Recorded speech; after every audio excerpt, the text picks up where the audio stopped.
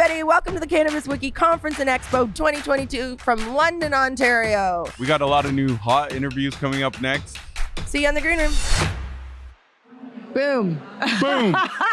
Hey, D down there. How you doing? Great. How are you doing? All right, I'm doing great. So Living the dream, you know. Living the dream. And we're still here at the Cannabis Wiki Conference and Expo in London, Ontario. Yes. It's the first of many. Having a good time. We've done several interviews, panels, selfies, parties. Oh, I hear we have guests here today. Who do we have?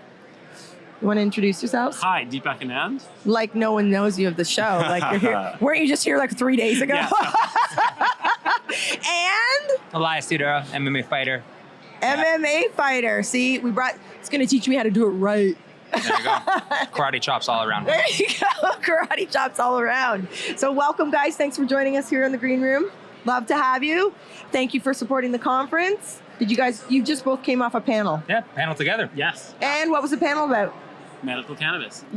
Talk into your mic. Medical cannabis. Medical cannabis. More specifically, access, and obviously the importance and you know the gatekeepers, access points, and everything in between. The pros and cons that we currently have under our system, and how things can get better. And how can things get better? Well, I think first of all, there's got to be the taxation element needs to change. Like, medical cannabis is the only medicine in this country that's taxed. Opiates that are literally killing people down the street from me in Vancouver. That's not what taxed. we keep hearing. Yeah. We keep hearing that it's unbelievable. So that needs to change. Like medical cannabis taxation needs to go for sure. Yep, and just understanding the importance and the benefits of medical access more broadly speaking. There are a lot of people that, again, because cannabis is both medical and medicinal, that are self-medicating without talking to healthcare professionals. I think there's still a huge importance for the medical community, industry, and everything in between in regards to just understanding cannabis more, because power is knowledge and knowledge is power. I love that, for sure. You said you're an MMA fighter. Cannabis athlete says on your shirt. Is that legal? Is that allowed? Not for most, unfortunately. I'm actually the first sanctioned cannabis athlete in the world. I fought for the UFC for quite some time, where cannabis, more specifically, the UFC partnered with USADA, which is called the United States Anti-Doping Agency. Okay. So it was a very great move because I'm a big believer in clean sport. Unfortunately, cannabis still has the classification as a prohibited substance, especially in the early years. It was looked at no difference than a steroid. When in reality, cannabis doesn't have any actual physiological changes in regards to you. Again, in our conversation, that we have a cannabinoid system. It's ingrained in all of us, and cannabis works. But unfortunately, because of the stigmas of the past, and obviously, criminal justice or lack thereof in the States, they kind of dictated the policy. When something as great as USADA and WADA, which is the World Anti-Doping Agency, came in, them in Japan more specifically, they had the more not only negative look at cannabis, but also proactively negative in regards to their criminal system. Again, you talk about US and the racism component, the for-profit prison system. Even with a booming recreational market in the US, there's still 50,000 non-violent drug offenders for cannabis that are in jail. Wow. Well, again, people are profiting tooth and whatever the acronym. Tooth and nail? Yeah, there you go. All the way through. And again, so that was an uphill battle that I was dealing with when I applied for a therapeutic use exemption for cannabis. I have specifically bilateral neuropathy. It's essentially nerve damage of my upper extremity. Is that from fighting? Fighting, but also in a previous life of semi-pro skateboarder. I used to jump off of really tall buildings before I realized I was terrified of heights. My goodness. Broke my hand. Your two poor breaks. mother is I all know. I'm thinking. She starts every fight like this and ends it like Like, this. Even the ones I won. I'll be on TV. I He's like, couldn't oh my God. imagine. And I'm like, Mom, I already won this one. And she's like, yes, but that beautiful face. Because I do have about 100 plus stitches in my face, but luckily it all kind of worked out. Yeah. Deepak, are you an MM fighter? No, definitely not. Love it, not a fighter. I'm a fighter, but not an MMA fighter. Exactly. But just kind of like rounding it out, so I left the UFC and was able to basically take it back to Canada, where I applied for the same therapeutic use exemption through British Columbia. We were responsible with my organization, because I was both the fighter and and the promoter to be able to bring back sports to Canada post-COVID. And in addition, what we were able to do through my therapeutic use exemption, it was age-gated, so it's completely funded by cannabis, psychedelics, and gambling, my 3 favorite things. So then basically from there, it created precedent not only for myself, but for other athletes to apply for a therapeutic use exemption. And I took that same precedent and went to Colorado with it because the actual commissions work in congruency with each other. So I got approved in the US. So I'm the first cannabis athlete in both Canada, the US, and because not through USADA, but rather the commission, which is actually overseen by the state and provincial government, it's actually another foundation of medical cannabis rights in a way that US athletes wouldn't be able to do because they weren't able to argue the original aspect like I was under my Charter of Rights and Freedom, and afforded to me because of that to medicate as prescribed by my doctor. So I was able to do that in Canada and then bring it back to the US. So it kind of all came full circle over the course of 6 years. And the reason why, again, it took those 6 years is because these institutions with the stigma that I was dealing with are trying to run out the clock. Athletes are timed, and that we are timed life expectancy, shelf life, whatever you want to call it. So they're just trying to run out the clock. The average athlete doesn't have 6 years to go through this process. They don't have the understanding or the team around them, because not only was it the original family doctor, because I was very lucky to have a family doctor, was very pro-cannabis, pro-CBD, I don't know knew any. that. Yeah, well, I've known him my whole life. I was just very lucky to have my family doctor. He was responsible for one, if not the first, workers' comp, and retroactively for 3 years. Wow. But he doesn't want any publicity of it. He's just, again, a humble doctor who just wants to do the right work and help and empower patients, because that's what this is all about. I wish we had more of those. Unfortunately, we don't. Yeah, do you know any? Because I mean, there's one or two here and there. But I just mentioned one. Yeah, you just mentioned one. That's it. That's all we got. But even with his own practice, like not to dwell it on him, his partner, who is also a doctor, wasn't as open to it when it first started. So again, there was almost not friction, but just confusion of why are you prescribing medical cannabis? Why not the route that we normally do? Well, again, it usually comes in the case where just like how now the legality of it is now open. Like I have my aunts and my grandma talking about, so tell me more about weed now that it's just legal. So tell me more about this. Like I got glaucoma, I got this, I got that. But because of that legality that just was removed, now I can talk about it. Now I can be interested about it. I posted a picture of you, and one of my son's friends, like, oh, that's the guy who fights high. It's like, yeah, that's the one. Not exactly, but. Well, just a clarification on that in regards to it. I don't fight high. I've argued to be able to medicate all the way through to game day. Because again, just like what any other person can do with whether it's a prescription drug or again, any other type of substance, they can literally take it up to game day without any repercussions. But Lord have mercy if you smoked a joint or vaporized a couple weeks ago. And because of the lack of testing, or sorry, the lack of just understanding in regards to the testing. Governance of it is ridiculous. Because for instance, a 115-pound female fighter is tested with the same standard as a 265-pound male. It doesn't make any sense. So like one little anecdote I have on that is and again, the threshold, so usually the average is about 1.5 nanograms is kind of like anything over, then you're considered a failure. For instance, but the one organization that my friend competed in, it was 1.25. So he actually had 1.5, which means he would have been fine if it was under this thing. But he won his title fight. And because of that, he had cannabis in his system. They removed the title from him. It was considered a loss. He was suspended. It would have been for 2 years. But again, because he took ownership. Here, I'm using air quotes. What's it called? He took ownership of it. He ended up getting it, whittled down to 9 months. But because of the way the pay structure is, that win was taken down to a loss. So then his pay structure won.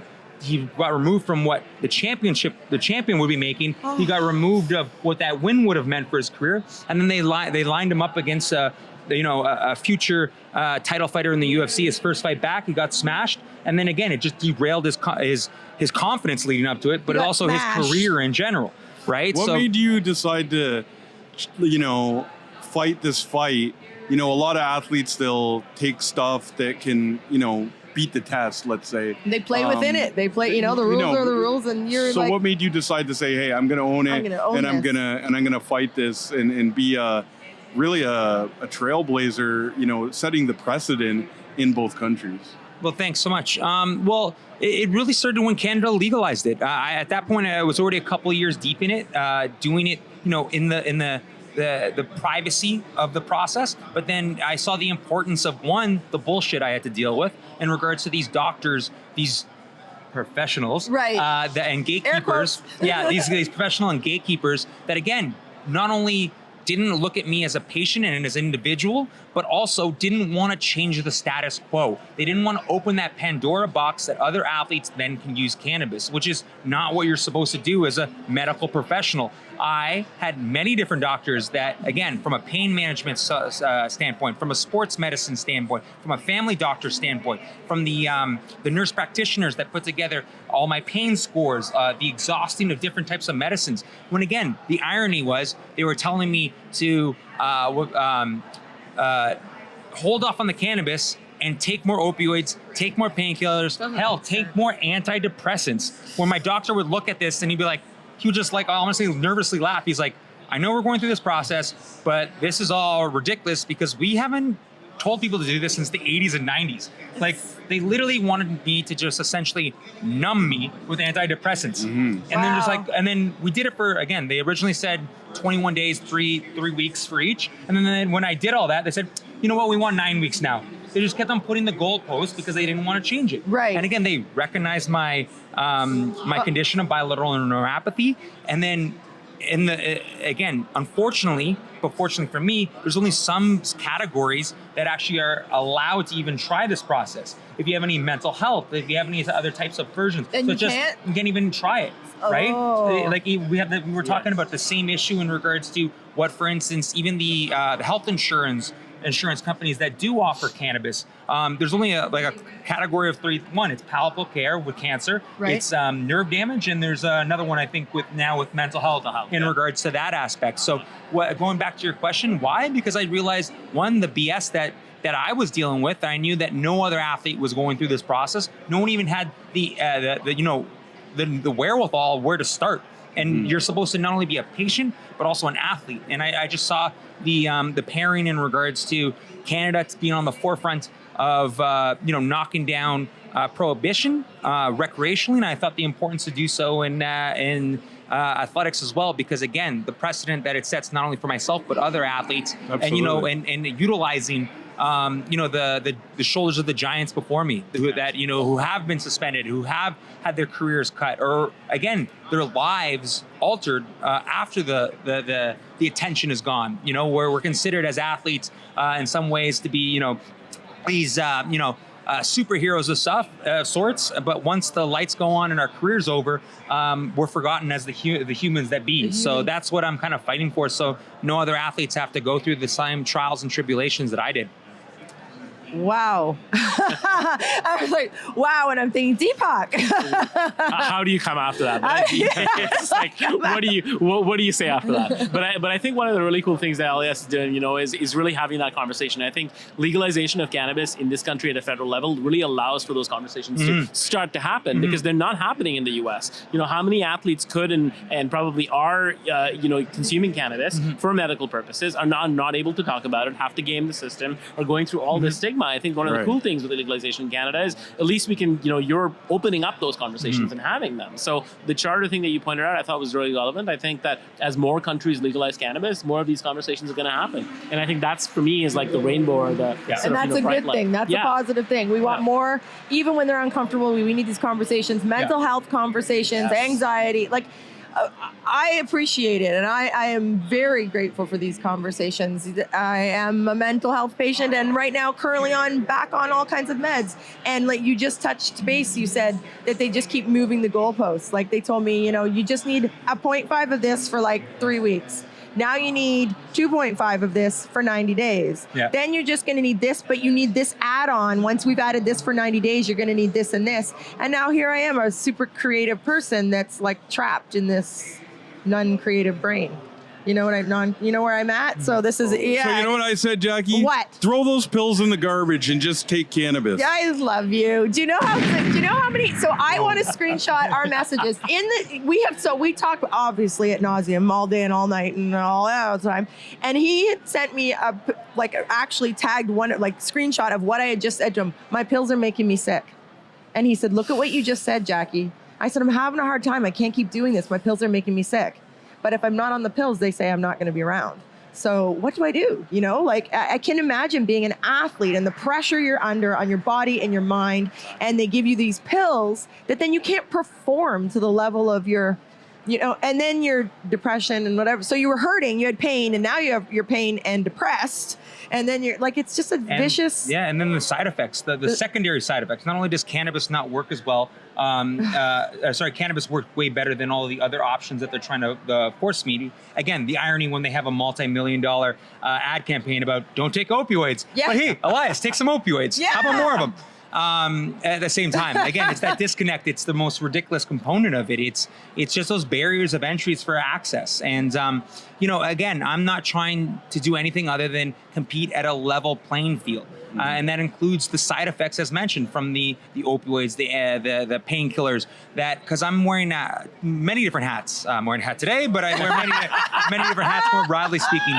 With again being both a patient and an athlete, right? So not only do I have to try and compete at a level playing field and at my best and performing at my best, but as a patient, the side effects of those and they intertwine because again. Opioids, what was it? The NSAIDs that I was taking. Yeah. They made me bloated. They made me constipated. And oh my goodness, I haven't gone to the bathroom in days. Well, can't you imagine? Can't you imagine then getting punched and kicked in the stomach? Yeah, and then lifted on your head and tossed. It's not a fun time. It's not a fun time. Again, they're stacking up the odds against you as a medical patient. And again, that's an uphill battle that I was determined to fight. Not only myself, but towards the latter part of now, what I've been doing is for all athletes because this will again set the precedent, set the goalpost that cannabis is what it is. I think medicine. you're doing it for humans. You're doing it for the future. That's for sure. I'm picturing kids getting into sport and getting into and that idolize you and look up to you right now. And this is a great conversation, and this is a safe conversation, and this is an interesting conversation, inspiring conversation. I know cannabis is so uncomfortable or so misunderstood for some people. You're doing this talking, and especially being someone that a lot of people look up to. These are really great conversations to be had. Conversation is key. And that you share that you have struggles, and that you share that you have injuries, or you share that you have invisible illnesses.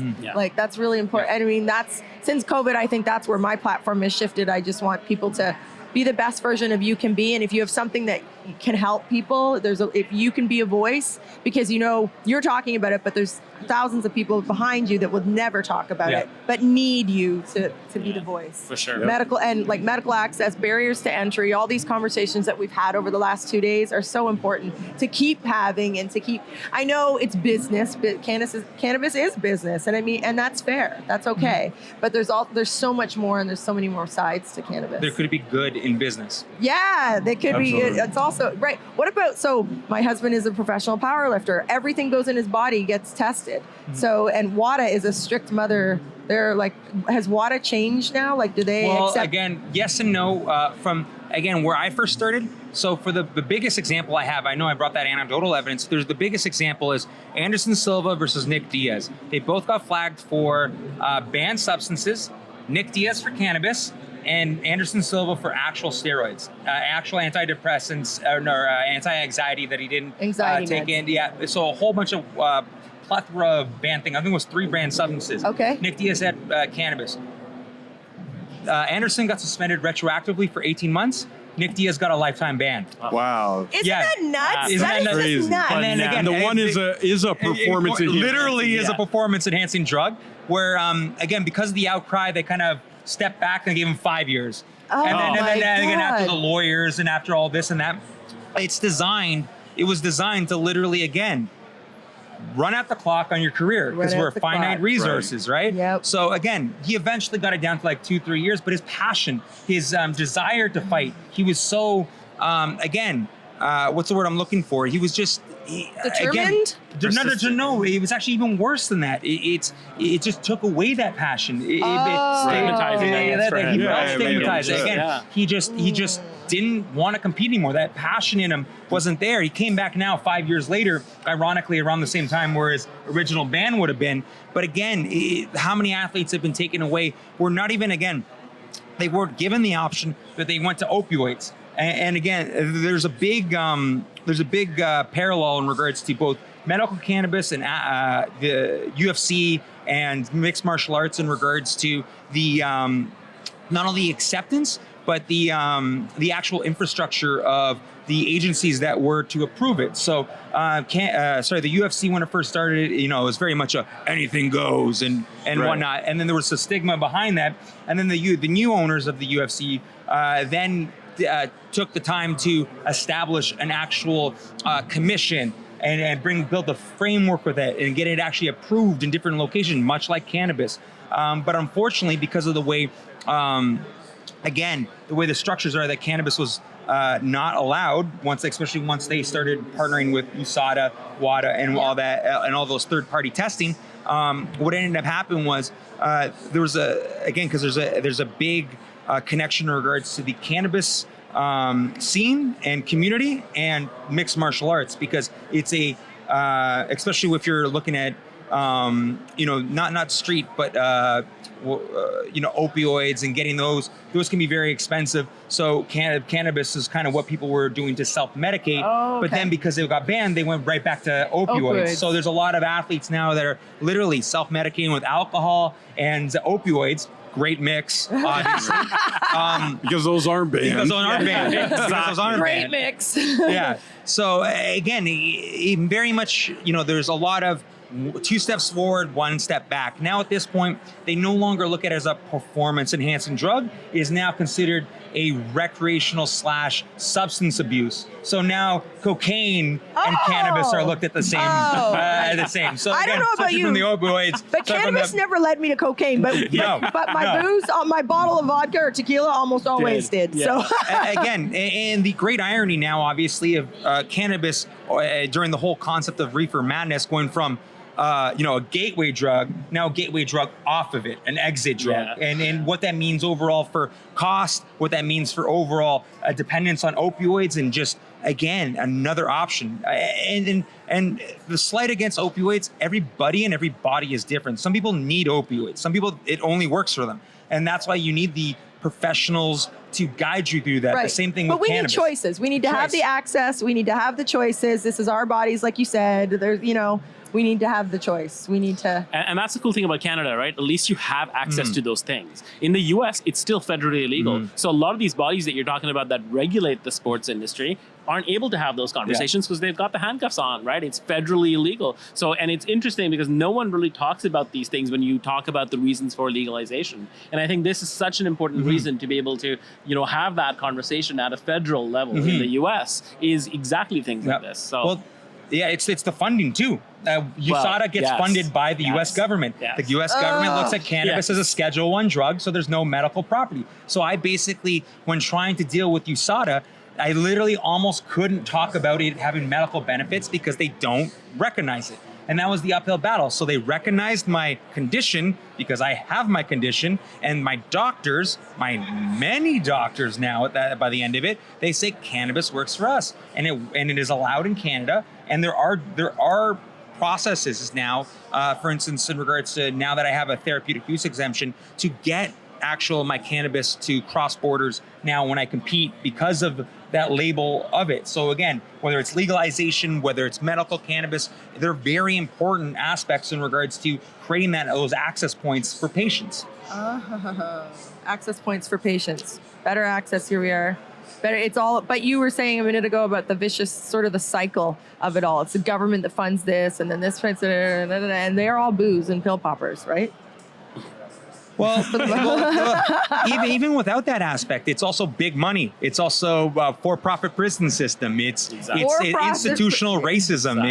It's all of these aspects. That's where I was going with this shit. It's money, but competing money. Yeah, they use the same technique as you were explaining about how to run out the athlete's time. That's what they do run out your money in the court so that, a lot of these people who are doing time still in the U.S. for cannabis, that's what they did, right? They didn't have the money to fight it. They just run your lawyer money out, and then you get a bum deal or have to take a deal. Look at how you had to come to the cannabis space to have a store, to have a place. You had to get it. You had to have it licensed. You had to get your license. You had to pay for security. You had to get your insurance. You had to have those video footage. You had to pay your rent for X amount, waiting for approval. Many people ran out their money. Your money just ran out. It all went to the government, and you never opened shop. And those Willy Wonka tickets that originally happened the first time. I remember that. Oh my I was hoping I got a golden ticket. ticket. And I feel sorry for the early adapters. Some of them thought, again, we're going to be millionaires. We're the only ones that have it. We're the only one that has and it. Now you're quite the opposite of a millionaire. They're exception to the rules. Obviously, a lot of those have to be the big realtors. And there's obviously a purpose for that. There's many different aspects. But again, that's the issue, as you mentioned in regards to our conversation. It's very much the federal government did it and just kind of just threw it off to the provinces. And then the provinces, again, depending on who your leader was, had a positive or a negative thought process of landing in their pockets. So again, a lot of these issues are just not to get political about it. Well, not to get political about it. The current federal government seems to have a very, they'll do good ideas, and then the actual details of it, they don't really care to actually deal with. It's just like, again, they were more concerned about the opposing government saying that you're giving drugs to children, when in reality, there are these bench pressers, and I don't know about anyone else, it was a lot easier as a kid to get access to cannabis than it was to alcohol because of the regulation. And regulation is a very important thing to get the top quality, to get the barriers of access that need to be there in regards to children and other types of people. And again, it's pushing those access points to professionals and legal aspects. I could get a hot knife easier than I could get a 6-pack any day. We could talk about all of this. We could go on and on and on. And I'm sure there's so much interest from everyone listening. How can they find you to hear more about what you're doing? At Elias Theodorou. Main event. What's it called? Both on Instagram and Twitter in regards to that. I'm also the chief access officer for Leafy Things. Again, that same mentality, that same spirit of breaking down barriers of the legacy to legal is what we're doing, both in regards to access. We get cannabis to you quicker, and we also create that community with our many different events we have planned. One of the really exciting ones that I'm looking forward to is our Cannabis Carnival that we're going to be actually doing all summer long. It kicks off this weekend, June 17th, 18th, and 19th. And then it's going to be all summer long in regards to a cannabis lounge outside and a club inside. Fun. Wow. Yeah, we'll check that out, AD. We'll have to check that out. Welcome. Deepak, All welcome. Okay, Both Deepak, how do we find you? At Deepak Anand on Twitter and on Instagram. And LinkedIn. And can you go on your LinkedIn and tell your followers to follow us? Yes, 100%. That's happening. Right. I will do that. I'll tweet and thank you for joining us, Deepak, again. And thank you for everything you've helped us to support this conference. Thanks for having us. I think, one of the great things about Cannabis Wiki has really been getting together so many diverse individuals. I'm really glad to have come to this conference because the kind of people that I've met here is not someone that I would have met anywhere else. We keep hearing that, and that's what we wanted, to be different. There's room for all of us. We said we were just going to be different in the space, and we were see who came, and we were excited with the support, and we were really happy. AD? Yeah, absolutely. We have had a great time. Well, thank you for joining us on the Green Room. Derek and Jackie, I'm talking in third person here, from Cannabis Wiki and all of us in the Green Room and Cannabis Wiki. We'd like to thank you for being part of our first conference and expo here in Southern Ontario. Peace. Boom.